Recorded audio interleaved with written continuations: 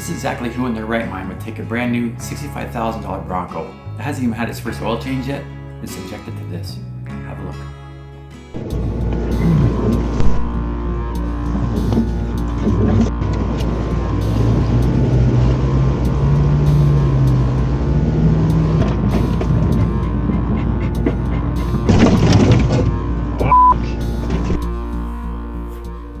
Wow, okay. Ontario overlanding, branch scratches, some people call it pinstriping, running overgrown trails, which represents a lot of what you'll find in Ontario on older, less used runs, and many other forested areas when you're off-roading. You're inevitably at risk of getting some kind of paint and body damage. Now this particular video is going to detail the repairing of off-road damage, the so-called pinstriping, but basically it applies to all automotive finish restoration. Whether your old car or truck has just a dull, oxidized single-stage finish, or your year-old vehicle just hasn't been properly cared for and it's starting to show, the restoration process is pretty much the same. There are many off-the-shelf automotive products out there competing for your hard-earned dollars, designed for automotive paintwork, which use mild polishes in them, but usually also some silicones and fillers to help hide some swirls and scratches. A lot of hand-applied one-step products will also use UV blockers and even maybe some ceramic polymers, or just plain old-fashioned carnauba wax. Of course, these are fine for the majority of people, the non-enthusiasts, but perhaps now you're actually wanting to learn to take it to that next level. Get that perfect scratch-free finish, the high gloss, high reflectivity you normally only see in classic show cars, for example. So for the kind of damage I incur on my overland adventures, or even the kind of cumulative damage that occurs from just careless washing or snow brushes, we need to actually employ specific abrasive compounds designed to be used with machine polishers to renew the paint finish on the vehicle. Of course, machine polishing is that next level process to achieving that beautiful paint finish, you know, beyond grabbing your dad's 8-year-old bottle of turtle wax from the garage and slathering it on your car. Okay, so when it comes to machine polishers, they basically fall into two specific categories: a rotary polisher and an orbital or dual action polisher. Many curious people have probably heard before from a friend or on the internet that you can do a lot of serious damage to the paint by using a polisher, and technically this is possible, and maybe this is the reason many of you have never actually delved into this subject deeper. Of course, I'm sure there's some of you who've maybe paid someone, and I'm sure paid dearly, to have this kind of work done to your car, or at least had someone give the car the appearance of a flawless finish. But if you're watching this video, you must obviously be thinking about tackling this yourself. Well, good. You're come to the right place. So let's get into it and start off by taking a look at these two distinct types of polishers, the orbital and the rotary. The name of these polishers basically just describes the method and how they go about polishing. The rotary polisher, as the name implies, rotates the backing plate in one direction at various speeds, obviously, to work the compound over the paint finish. Simple enough. An orbital polisher is quite different in how it works the finish. As you can see, the backing plate isn't directly connected to the drive motor in the way the rotary is. If we remove the backing plate, we can see it actually on a freewheeling bearing to allow the pad rotation, but the axis of the backing plate is off-center on the hub from the drive motor. This effectively causes the backing plate to oscillate in this offset mounting. At the same time, it's also allowed to freewheel. This is where the dual action name comes from. Basically, it's just a method to cause the pad to vibrate. This particular polisher is by Porter Cable and is a very popular unit used by enthusiasts. It has a longer oscillating throw and a stronger motor compared to cheaper offshore DA polishers. Another popular option are the Flex brand of machine polishers. So here we have the two very different methods to ultimately achieving the same result. You could probably describe the two different methods as one being a more professional polisher and the other a safer, somewhat less effective polisher. The orbital polisher being, of course, the safer of the two. Later on in this video, we'll go hands-on and I'll demonstrate the differences and show you how the rotary polisher, if not used correctly, can potentially ruin the paint finish on your vehicle. Of course, this should not dissuade you from learning about doing this kind of stuff yourself. In the right hands, a rotary polisher is incredibly effective and efficient at removing scratches and correcting the paintwork on your car. But compared to the orbital polisher, the two different techniques actually go about repairing the paint damage in slightly different ways. And again, this is probably another reason why you've probably heard how polishers, if used incorrectly, can destroy the paint finish. So if so far I haven't scared you off, and you're still watching this video, good. Let's talk about pads and polishes. Just like the way the polishes come in different grades and abrasives, polishing pads also come in different grades for specific uses. Most pad manufacturers will grade the pads using different colors for a heavy cutting pad or soft finishing pad, for example. For instance, these Lake Country pads use a green pad for heavy polishing, a slightly softer white pad for general medium polish work, and a black pad for finishing, which is very soft compared to the other two. These slightly smaller Orbital polishing pads from a different company use blue, orange, and black respectively for their grading.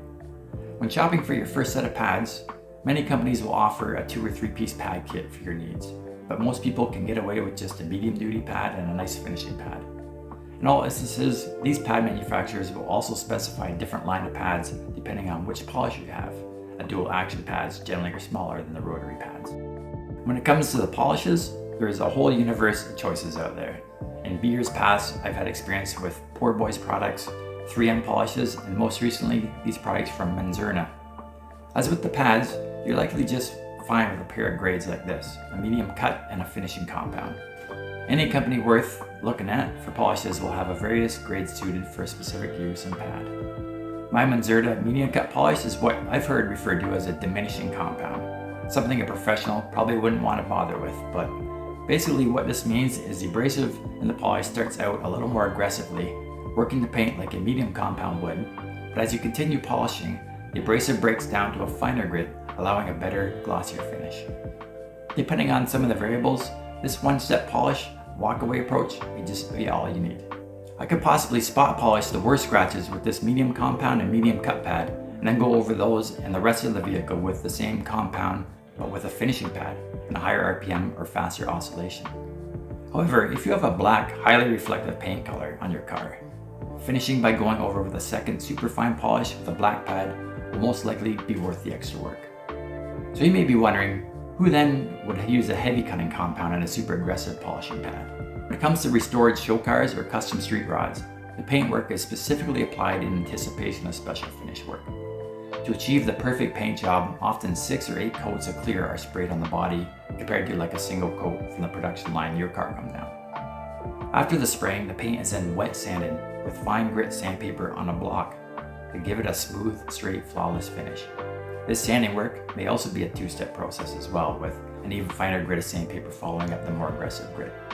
Once the body man is satisfied with the block sanding, you'll follow it up with a compound on the polisher to remove the sanding marks, progressively working towards a finishing pad and finishing compound. Again, when we're talking about messing up with the polisher and burning through the paint, keep in mind with a factory paint job, you're dealing with a relatively thin clear coat layer on top of the color coat.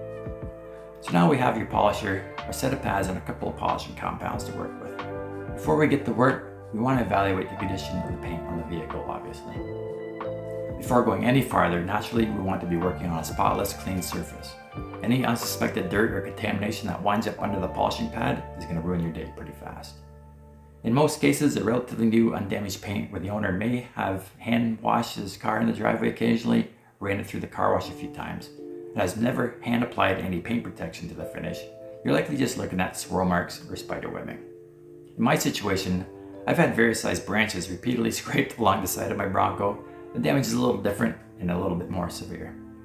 In any case, so long as the paint isn't broken or scraped down to the bare metal, we got something to work with. Again, in my case, the color helps keep it all, but the heaviest of scratches being too visible away from direct sunlight. If this were a metallic black paint finish, for example, it would appear much worse. But the damage is there in both cases. Most of the scratches here are consistently the same, however, in spots it's definitely heavier. In actuality, I'd maybe categorize this damage more like marring of the paint finish than scratches. This may be a bonus as it may be a little easier to repair. Because we're working with a less than custom show car thickness of paints here, the basic idea here is strictly to do the minimal amount of work needed to achieve the finish we want. This is where the biggest difference between the two styles of polisher is important to take into consideration. With a dual action orbital polisher, basically all you're doing is rounding off the corners or edges of a scratch, which makes it basically invisible to the eye.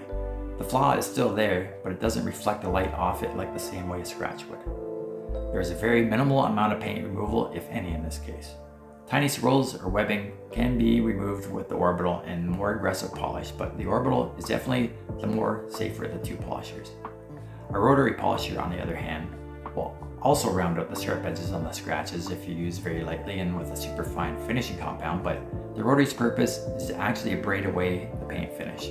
With proper use, the idea of the Rotary is to literally move the paint to get below the depth of the scratches or damage to renew the finish. And this is why you need to be careful on how you use it. It's also the reason why it's the weapon of choice for the hot rod body shop. For example, I can take my Orbital with a pad and polish and heavily lean on it, keeping it in the same spot, and I'm not going to hurt the paint at all. But do this with a Rotary polisher and you're eventually going to burn through the clear coat and into the color, and subsequently be looking at a pricey respare repair. Another key aspect of the Rotary that you need to be aware of is catching on the edges of the body lines or bouncing and hopping on the pad. For example, have you ever used an angle grinder with a cutoff wheel? You generally want a grinder on top of the material and a disc spin pulling you forward in the direction you want to cut. If you're on top of the material and the disc is spinning towards you, it wants to grab and dig the wheel down and bind, right? Same idea with the polisher, and I'll demonstrate this with some tricky areas on the Bronco. The good thing about the Rotary is you can utilize both directions of spin by either biasing the action on the heel or on the toe of the pad. In any case, with the Rotary, you want to be angling it so the contact area is just on one side of the pad. On the DA polisher, use it flat in full contact with the paint for best results. Because we're dealing with a Bronco in this example, we might as well pull the fenders off and get them out of the way of our intended work.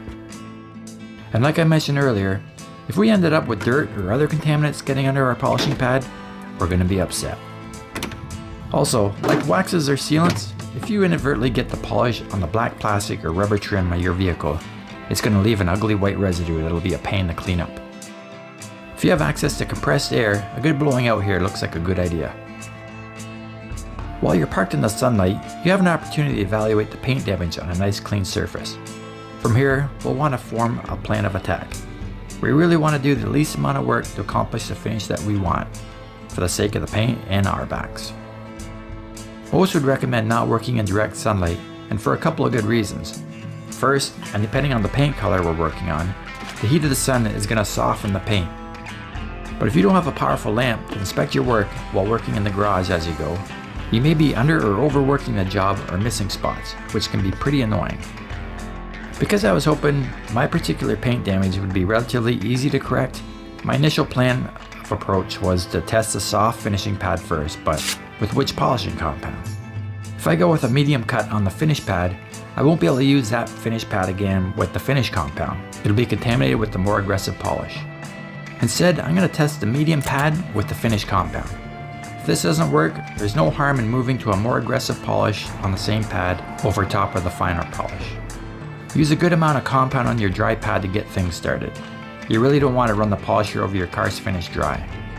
Tap down the pad and spread the polish over the intended work area and make sure the polisher is on a low speed before turning it on to reduce splatter. The first few passes are to get the compound spread out before we turn the polisher up to a medium speed. Since we're working with a DA polisher, we don't need to concern ourselves too much with the body contours, seams, or edges.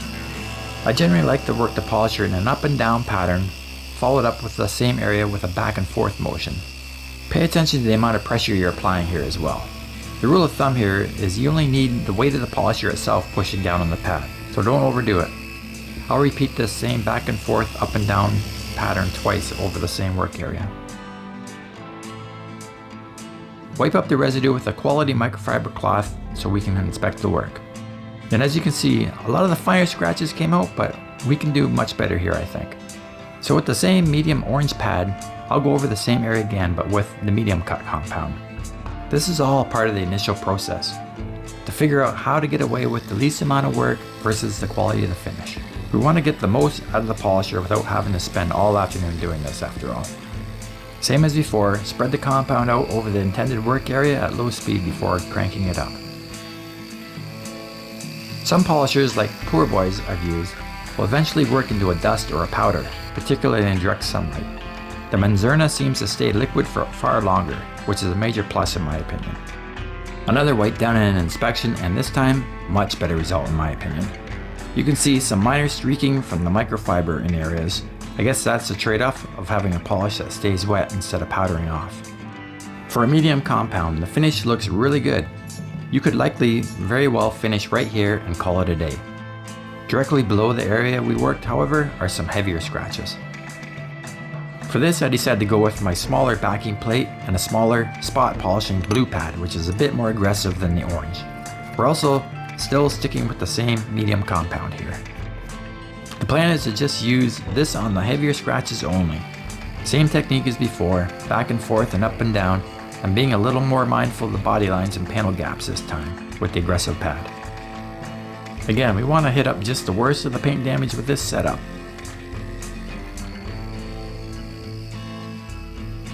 On vertical surfaces, you have to judge the amount of pressure you're putting against the polisher.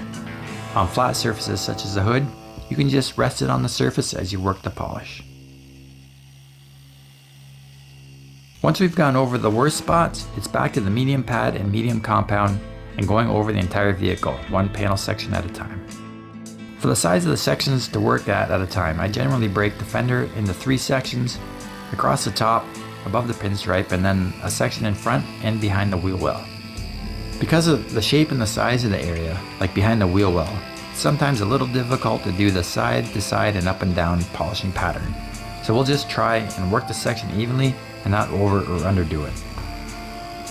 We're going to do the entire vehicle with the same pad and compound before switching to the finished setup.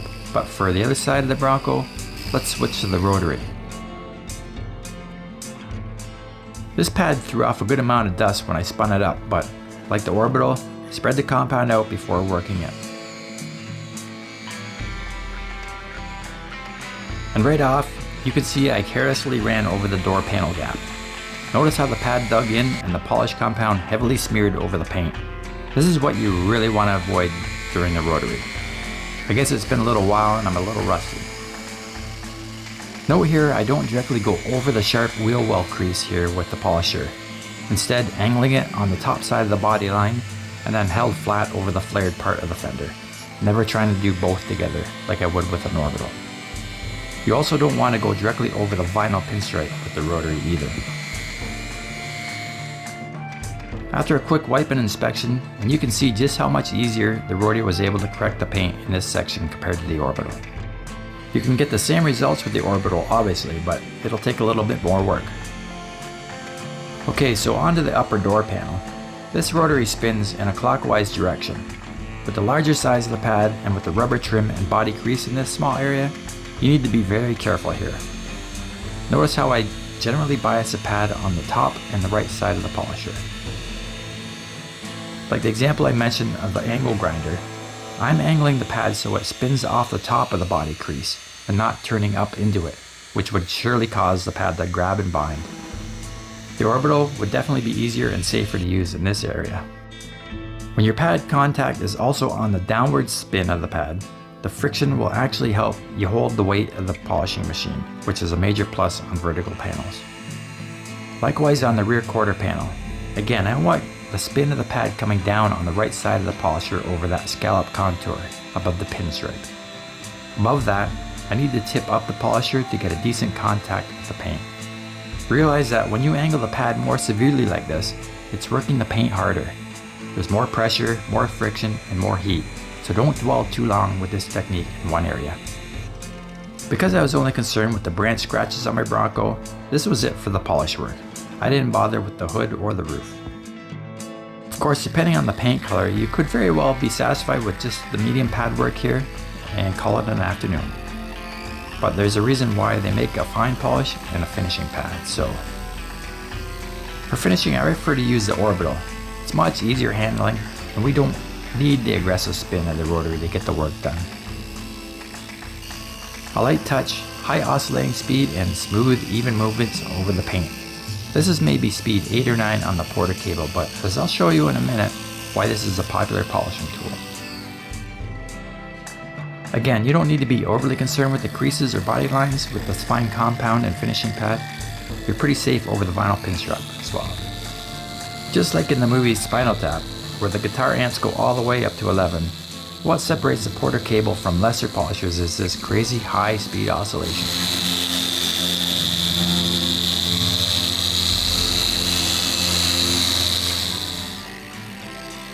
The sided door is a good area to demonstrate the pattern I prefer.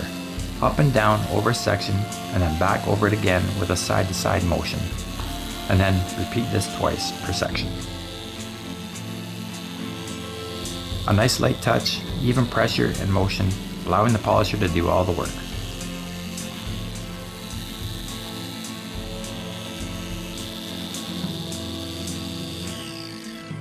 Once all the machine polishing is done and all the polish residue is buffed off, we can go over it and make sure we didn't miss any spots or notice any areas that need more work.